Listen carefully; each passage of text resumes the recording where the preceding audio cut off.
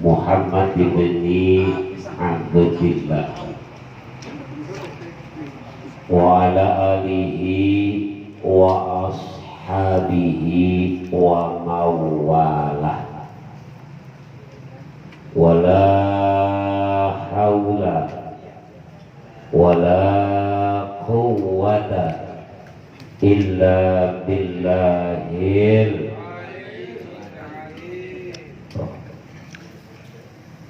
Qala Allah Ta'ala fil Qur'anil Karim, a'udzu billahi minasy syaithanir rajim. Bismillahirrahmanirrahim.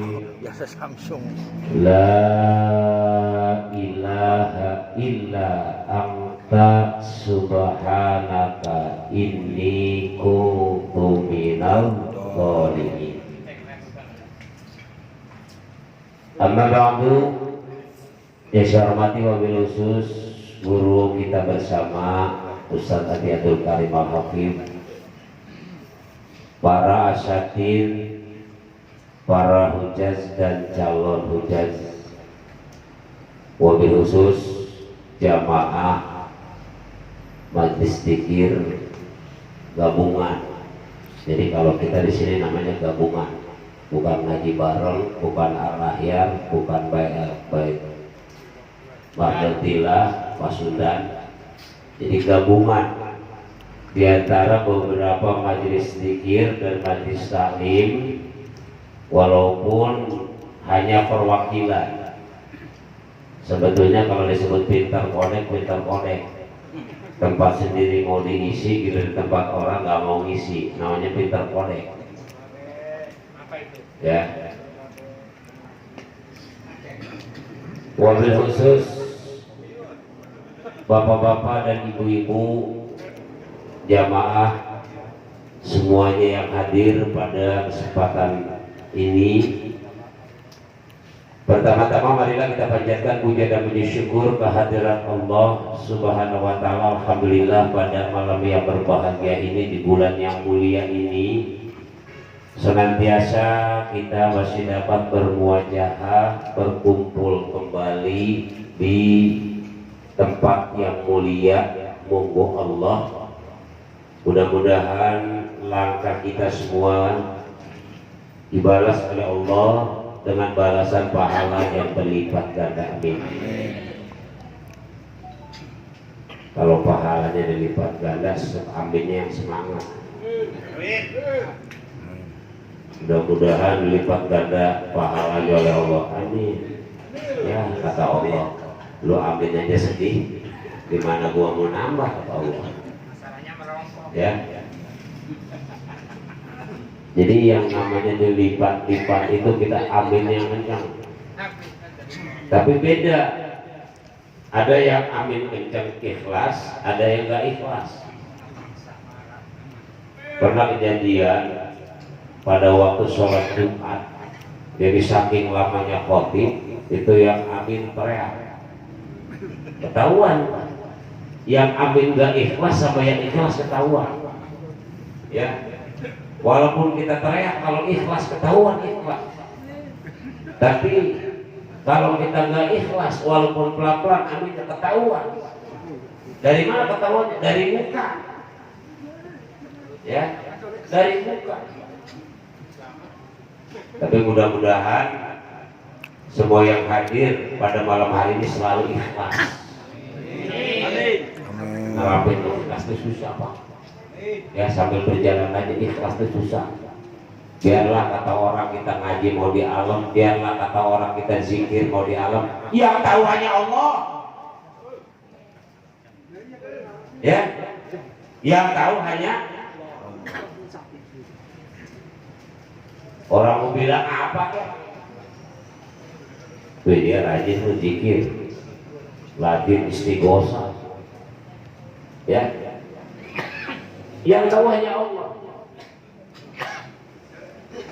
Niat kita yang tahu hanya Allah. Ikhlas dan tidak ikhlasnya niat kita. Innamal a'malu binniyat. Karena setiap pekerjaan tergantung daripada niat. Kalau niatnya kita karena Allah, insya Allah akan mendapat pahala. Tapi kalau kita niatnya karena dunia, karena perempuan, cewek, untung aja yang ngaji cewek nenek-nenek semua. Untung. Iya, bukan perawan. Kalau perawan kan kadang-kadang, oh gue pengen zikir nih karena banyak perawan. Niatnya karena perawan, bukan karena Allah. Ya. Fa hijratuhu ila ma hajara ilaihi. Kalau kita niatnya karena perempuan, dunia, yusibu yang kita cari. Fa hijratuhu ila ma hajara ilaihi. Niat kita hijrah kita sampai ke situ. Apalagi di bulan Muharram. Kalau dulu udah berapa hari dah ini? Muharram dah udah berapa hari? Malam Jumat, Sabtu, Minggu, Senin, Selasa, malam Rabu. Ya. Muharram itu kalau untuk orang yang selalu melakukan kebajikan itu namanya bulan mulia. Tapi bagi mereka yang tidak suka terhadap kebajikan, bulan Muharram itu adalah bulan Syam. Habis dulu Hijjah, Muharram, Safar, Mulud. Ini cepat banget kayaknya kalau Hijriah. Karena beda hitungan Hijriah sama hitungan nasional beda. Mulud kemarin kalau nggak salah kita tahun 2019 itu jatuh ke bulan Desember. Mulud sekarang jatuhnya ke bulan November. Ke sini. Sama puasa juga seperti itu. Pernah kita ngalamin puasa Desember, ke sininya November. Ke sini lagi Oktober. Ke sininya lagi Agustus. Kemarin Juli, kemarin Juli.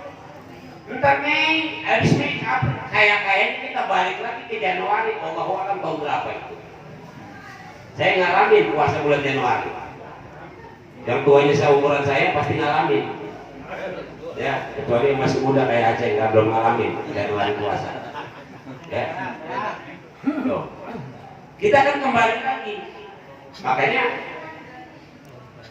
ada peristiwa besar di dalam sejarah, ada peristiwa besar yang terjadi di bulan Muharram ini, itu pada tanggal 10. Namanya Asyura. Apa? Asyura 10 Muharram. Dulu sebelum Rasulullah mendapat perintah untuk melaksanakan puasa bulan Ramadan, umat Rasul pada waktu itu dianjurkan puasa tanggal 9 dan 10 bulan Muharram. Tanggal 9 namanya hari Tasyu'a, 9-nya, yang 10-nya Asyura. Kalau kita sempat puasa ya tanggal 10 Asyura. Barang siapa yang berpuasa pada tanggal 10 Asyura, itu sama halnya akan menghapus dosa 1 tahun. Makanya nggak tahu nih dosa kita. Tadi Ustaz Qasim bilang mudah-mudahan dosa kita dengan istighfar akan hilang, baik dosa kecil, dosa besar. Kalau dosa kecil yakin dengan istighfar hilang, tapi kalau dosa besar, apalah hakul adam. Nah kalau kita hakullah, ini dosa kepada Allah kan. Kayak meninggalkan sholat, itu harus dikodok, nggak cukup dengan istighfar. Kalau ninggalin sholat, ninggalin puasa, kalau cuma istighfar aja mah enak kalau begitu. Ngapain gua? Mending istighfar aja lah. Kalau itu dosa gua yang gede hilang. Oh, kayak begitu. Kalau dosa kecil ya dosa kecil. Contoh kalau kita punya anak, bawa makanan aja. Senang kan anak? Senang nggak kira-kira tuh kita bawa? Bapak datang kan gitu ya. Bawa apa Pak? Kadang-kadang kita sebagai orang tua suka alman ke anak. Apa bomen, apa bomen. Ya anak kecil udah diajarin cadel kan. Kira anak kecil dongeng sama bapaknya, padahal ngajarin bapaknya itu kan. Iya. Kayak lagi nimam-nimam. Pengurunya kita baca sholawat.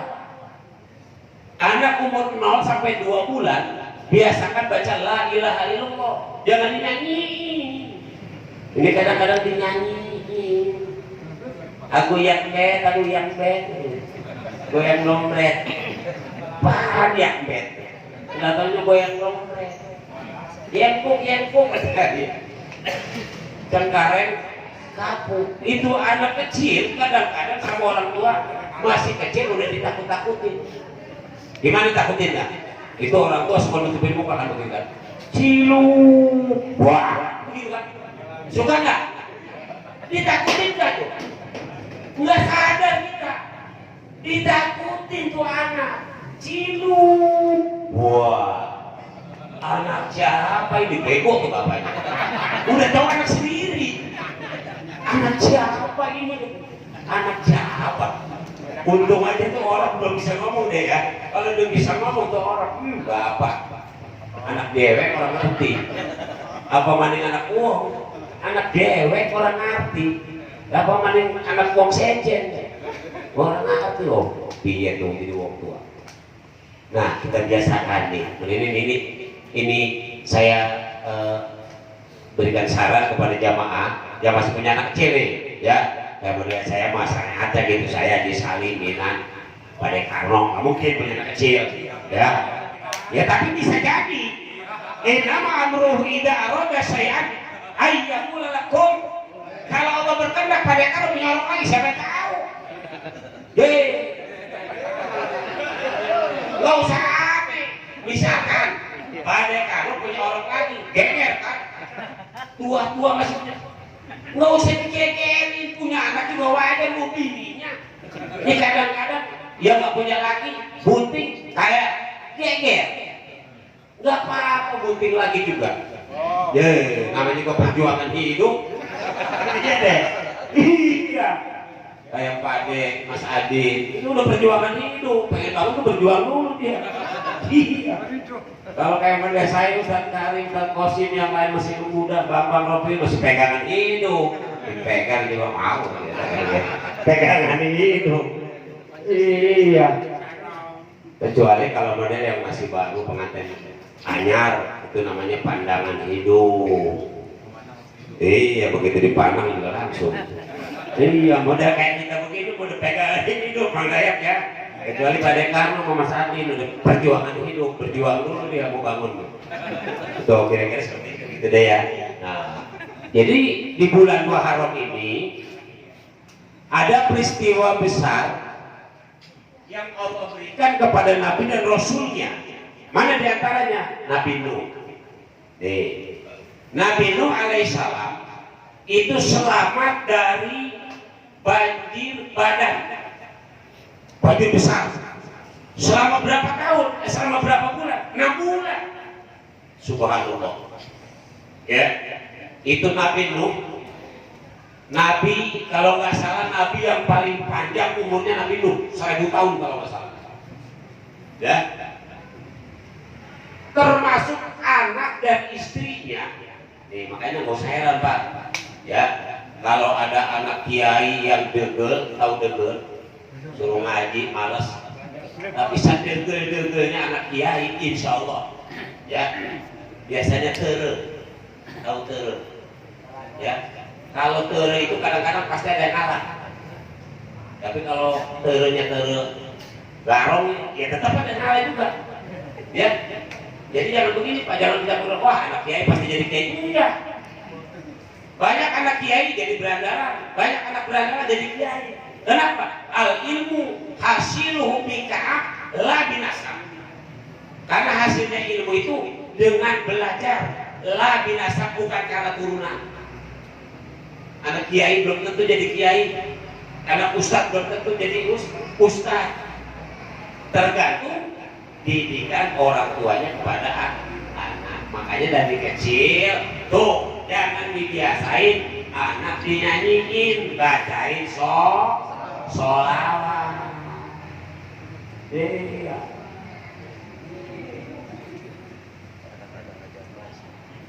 Nah, ketika Nabi Nuh alaihissalam mengajak kepada istri dan anaknya, ini terutama yang membangkang nih, Kan'an, itu diajak beriman oleh Nabi Nuh. Beriman kepada siapa? Kepada Allah. Kamu harus percaya kepada Allah, jangan menyembah berhala. Akhirnya apa? Itu Nabi Nuh alaihissalam ngajak kepada anak dan istrinya suruh beriman, tidak mau juga. Akhirnya apa? Nabi Nuh diperintahkan oleh Allah untuk membuat perahu. Tuh, yang pertama kali membuat perahu Nabi Nuh alaihi salam. Makanya ada katanya itu yang menemukan kapal Nabi Nuh itu ternyata kayunya itu dibuat dulu dari kayu kokak. Ya sekarang nih kalau orang pergi haji suka bawa kayu ini apa tasbih. Ya itu katanya saya juga nggak tahu, cuma katanya itu dari kapal Nabi Nuh terbuat dari kayu kokak. Itu kayunya sampai sekarang masih ada. Diperintahkan oleh Allah buat perahu di mana? Di atas bukit. Tuh. Ini misalkan bukit nih. Pak Nabi Nuh bikin perahu di sini di atasnya. Nah, setelah selesai perahu dibuat, namanya manusia yang zalim terhadap Nabiullah Nuh alaihissalam itu ada juga. Begitu selesai perahu jadi, yang sirik, yang dengki, yang hasut sama Nabi Nuh datang ke situ. Ngapain? Dimerakin tuh perahu.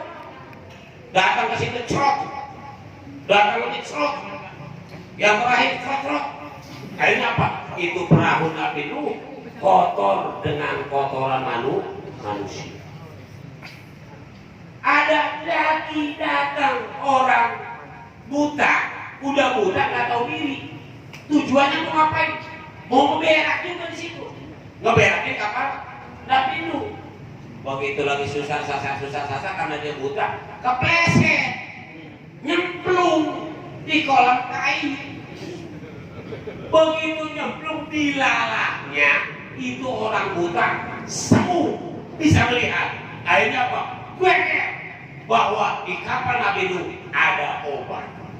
Akhirnya masyarakat datang berbondong-bondong, yang bawa ember, yang bawa kayu, yang gak kebagian bawa lapasan lapin. Akhirnya apa? Kapal Nabi Nuh yang tadinya bersih, akhirnya kotor dengan kotoran manusia, kemudian bersih kembali. Sahabat Nabi Nuh didolimi kan? Ya, akhirnya setelah selesai, kata Nabi Nuh, wahai para pengikutku yang beriman kepada Allah dan mengakui bahwa aku ini sebagai Rasulnya, ikut ke dalam perahu. Berangkat tuh 40 orang berpasang-pasangan pada waktu itu, termasuk binatang masuk ke dalam. Ada kucing, ada anjing di situ. Nah ternyata kucing kenapa kalau ketemu anjing berantem? Nih ceritanya nih, ikut di dalam kapal Nabi Nuh. Awas kata Nabi Nuh, ketika kita berangkat nanti, jangan coba-coba selama dalam perjalanan ada yang kawin. Kata Nabi Nuh alaihissalam. Akhirnya Nabi Nuh berdoa kepada Allah. Berdoa. Setelah berdoa, turunlah hujan selama 40 hari, 40 malam. Subhanallah. Saking besarnya itu hujan, akhirnya apa? Perahu kapal Nabi Nuh yang di atas bukit itu akhirnya terendam air. Ya. Itu anak yang minta tolong yang namanya Kan'an. Bapak tolongin dalam keadaan sakaratul maut, minta tolong. Apa kata Nabi Nuh? Sudah tidak ada waktu lagi kamu untuk bertobat kepada Allah. Dulu kamu aku ajak untuk beriman kepada Allah, mengakui bahwa ayahmu sebagai nabinya, tapi kamu dan ibumu tidak mau ikut. Akhirnya apa? Kan'an dan ibunya termasuk orang-orang yang ingkar kepada Allah dan Nabi Nuh, akhirnya kerem terbawa hanyut. Nabi Nuh selamat. Nah, dalam perjalanan itu akhirnya kucing ketemu anjing lagi kawin. Begitu lagi kawin kata kucing, ayo ketahuan lu, gue bilangin lu. Ya, akhirnya kata anjing, kamu jangan bilang sama Nabi Nuh. Pokoknya saya udah sampai di sini aja, saya nggak mau kawin lagi. Ya, 2 kali kawin tuh, Begitu 2 kali ketahuan lagi sama kucing. Akhirnya dilaporin kepada Nabi Nuh. Nggak ngaku tuh anjing. Udah kata Nabi Nuh, kalau kamu memang tidak merasa berbuat seperti itu, tapi kalau kamu nanti berbuat, pasti kamu akan ganjen. Nah, pas kawinnya ketiga kalinya, itu anjing akhirnya apa? Ganjen. Makanya anjing lihat tak? Pernah lihat anjing kawin ganjen? Siapa pernah lihat? Nih, pernah lihat? Takut dikatakan tukang ngintip ya, makanya nggak tahu ya. Tahu, makanya takut dikatakan tukang ngintip.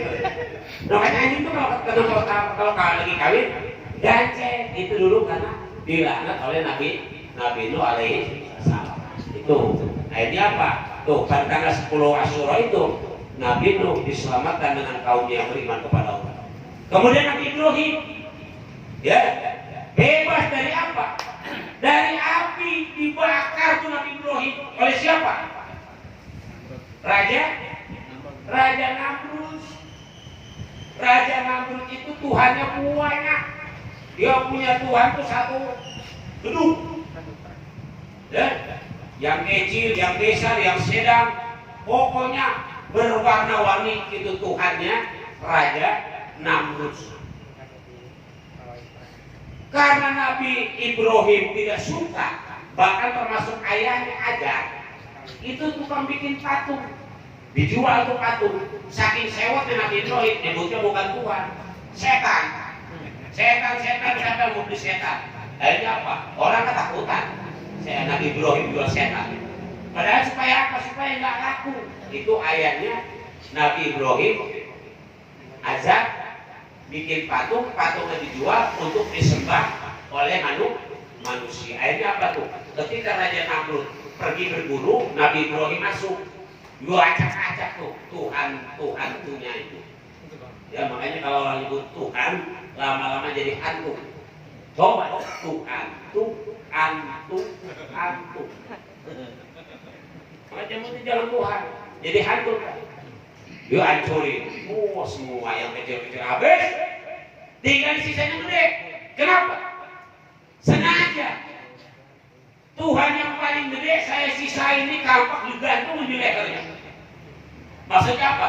Ketika Nabi Ibrahim ditanya oleh Raja Namrud kan jawabnya, Ibrahim sini. Kenapa? Siapa yang menghancurkan Tuhan saya? Kenapa kamu nanya sama saya? Kata Nabi Ibrahim. Tanyakan saja sama Tuhan yang paling gede. Kampak aja lagi gantung di lehernya. Ya, barangkali dia lagi mabuk, akhirnya pengamuk dia. Tuhan itu habis, katanya jalan Tuhan ini. Apa kata Raja Namrud? Ibrahim, apa kamu sudah gila? Nah, Nabi Ibrahim katanya gila. Kamu yang gila. Udah kau itu benda mati, patung. Kenapa kamu jadikan Tuhan? Akhirnya apa? Saking kalah argumentasi, Raja Namrud akhirnya mengerahkan bala tentara prajuritnya untuk menangkap Ibrahim. Kemudian Ibrahim diikat, dikumpulin ke kayu bakar, dibakar, ya, kata Raja Namrud, makan tuh Ibrahim, angus lo, ya, gosong lo, kata siapa? Kata Raja Namrud, tapi Allah, ya narukuni bardau wassalaman ala Ibrahim. Api adem. Jadi Nabi Ibrahim ketika dibakar mukanya kepanasan, malah kedinginan. Kata Raja Namrud, angus deh Ibrahim mati. Begitu api selesai, beres, ternyata Nabi Ibrahim masih berdiri tegak. Subhanallah. Itu pun terjadi pada tanggal 10 bulan Muharram.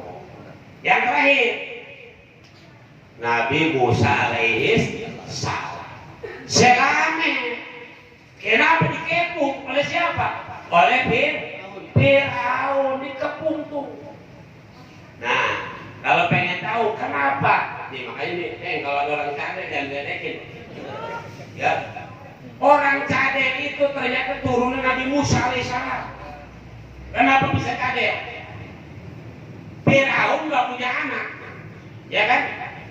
Karena pada waktu itu mimpinya dilaporkan kepada si kepala nasihat ahli ujungnya. Oh Tuhan, suatu saat nanti akan lahir bayi laki-laki yang kelak akan menjadi seorang nabi. yang akan menghancurkan Tuhan. Ini apa? Itu Firaun saking ketakutan, dia mengerahkan prajuritnya untuk membunuh setiap bayi laki-laki pada waktu itu. Dibunuh. Termasuk Nabi Musa. Waktu itu selamat. Kenapa? Diselamatkan. Ya, karena khawatir kalau ketemu sama prajuritnya Firaun pasti dibunuh. Termasuk ibu-ibu yang mau melahirkan ditolongin. Begitu cerotnya perempuan aman. Begitu cerotnya laki-laki langsung dibunuh. Sudah kekejaman Firaun. Ya, akhirnya Nabi Musa dihanyutkan di sebuah sungai yang kita kenal sungai Nil. Begitu dihanyutkan, itu dilalahnya tuh Nabi Musa di atas perahu itu. Kenapa datangnya ke tempat itu? Firaun kebetulan waktu itu Siti Asia, ya. Kalau istrinya Firaun namanya Asia, bukan Aisyah. Kalau Aisyah istrinya Rasulullah. Kalau istri Firaun Asia. Itu wanita soleha. Kenapa jadi istri Firaun? Karena pada waktu itu kalau nggak mau kayak si Asia itu dibunuh. Akhirnya apa? Mau dengan catatan Asia minta kamar khusus. Jadi Asia itu kalau malam ibadah, nggak tidur sama Firaun. Enggak, yang tidur sama Firaun mah setan yang diserupakan wajahnya kayak Asia. Makanya kalau Firaun kalau mau main digelapin, dicatarin dulu dia. Dia pengennya begitu kalau main itu. Ya dicatarin dulu ke istrinya. Dia udah puas dicatarin itu kayak meong gitu kan. Baru mau main. Iya. Firaun gelap-gelapan. Nggak kelihatan dicatarin pada itu yang jadi pasangannya itu bukan Asia, melainkan setan yang dijelmakan oleh Allah seperti Asia. Asia itu lagi ibadah. Akhirnya apa? Begitu Asia lagi mandi, dayang-dayang itu melihat ada sesuatu yang hanyut. Akhirnya diambil.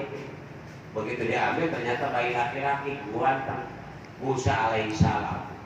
Diambil, dibawa. Begitu dibawa pada waktu itu Firaun langsung mau membunuh. Membunuh siapa? Membunuh Musa. Cuma kata Asia, kan jangan dibunuh. Kita kan gak punya anak, kita rawat. Bukan apa-apa nanti kelak nanti kalau dia jadi Nabi dan Rasul akan membinasakan kita, tidak, namanya juga anak kecil. Akhirnya apa? Lama-lama Firaun juga kangen sama anak. Ya pas lagi ditimang-timang tuh si Musa itu, Nabi Musa ditimang-timang. Kan jenggotnya panjang. Itu di jenggotnya dipegang tuh sama Nabi Musa, dikeruk, dicabut sampai copot tuh jenggotnya Firaun. Akhirnya ngambek dia, mau dibunuh pada waktu itu. Ketahuan sama Asia, jangankan. Namanya juga anak kecil jenggot gue ini udah kabur gede katanya. Masih kecil ini berani nyambut jenggot kan begitu. Ya akhirnya apa? Udah. Kalau memang ini Musa belum ngerti, kata Firaun. Akhirnya Firaun ambil 2 buah piring. 1 piring diisi korma, 1 piring diisi bara api. Nah, namanya juga anak kecil tahu. Coba dah, kalau yang anak kecil kasih cabai, nggak bakal mau kan? Padahal dia kata itu cabai, tapi dia nggak mau. Itu Musa itu begitu. Nah pada waktu itu Nabi Musa mau ambil korma. Begitu mau ambil korma, kata Allah, Jibril pindahkan tangan Musa. Kemana? Ke bara api. Sebab kalau tangan Musa ngambil kurma, pasti Musa akan silap. Akhirnya apa? Dipindahkan ngambil bara api. Begitu bara api dipegang, dimakan oleh Nabi Musa alaihissalam. Namanya bara api panas. Akhirnya lewat sekarang nggak bisa ngomong Pagel, melingkel. Makanya kalau orang cari dia sebenarnya itu saya sebut Nabi Musa. Kadang-kadang kita orang cari diledekin. Kolor. Ya, motor, nggak bisa kan itu motor, ya. Berler kalau gitu kan. Itu jadi diledekin. Nah, ternyata dulu pada waktu Nabi Musa mau ngambil korma, tangannya dipindahkan oleh malaikat Jibril, megang bara api, kemudian dimakan, akhirnya jadi lelot. Itulah peristiwa besar yang terjadi pada tanggal 10 Muharram. Mudah-mudahan di bulan Muharram ini Allah senantiasa selalu memberikan kesehatan. Ibadah kita supaya semangat. Ya, jangan di bulan Muharram ini endor. Kendor, kita ngaji kendor, ibadah kendor, semangat, ya, semangat tapi mah, mudah-mudahan, ya, mudah-mudahan ya kita semua yang hadir pada malam hari ini selalu diberikan keselamatan oleh Allah. Amin. Ya, baik selamat di jalan, selamat di rumah, selamat di kasur, pokoknya selamat segala-galanya lah. Ya. Ya, mudah-mudahan kemudian kalau kita punya keluarga yang sedang sakit, mudah-mudahan melalui zikir, wasilahnya zikir, wasilahnya asmaul husna, air yang kita minum, kita niatkan bahwa ini adalah obat. Mudah-mudahan dengan niat obat, Allah Subhanahu wa Ta'ala akan menyembuhkan penyakit-penyakit yang diderita baik oleh istri kita, orang tua kita atau saudara-saudara kita. Ini mau wasilah doang, Pak. Ya, kalau begini minta air mau Karim misalkan, kalau Ustaz Karim cuma minta air atau saya diminum yang sehat. Alhamdulillah anak gua kemarin minum Ustaz air Ustaz Karim sehat, berarti percaya sama Ustaz Karim, muslim nantinya. Ini mah air mah sebagai pelantara, ya, pelantara doang. Syariat hakikatnya mah Allah. Syariatnya dengan air ini Aceh yang tadinya geblek jadi nggak geblek, ya, iya kan? Syariat kan, tapi hakikatnya Allah. Hakikat manusia mah cuma syariat. Kita wajibnya. Nah, kalau sudah syariat kita sudah maksimal kita nyariat belum juga berhasil. Wa ala rabbihim yatawakkal. Fa idza azamta fatawakkal ala Allah. Kalau kita sudah tekad kita sudah bulat, ya, kita serahkan semuanya kepada Allah Subhanahu wa Ta'ala. Allahumma salli ala Muhammad wa sallim ala Muhammad wa sallim ala Bismillahirrahmanirrahim.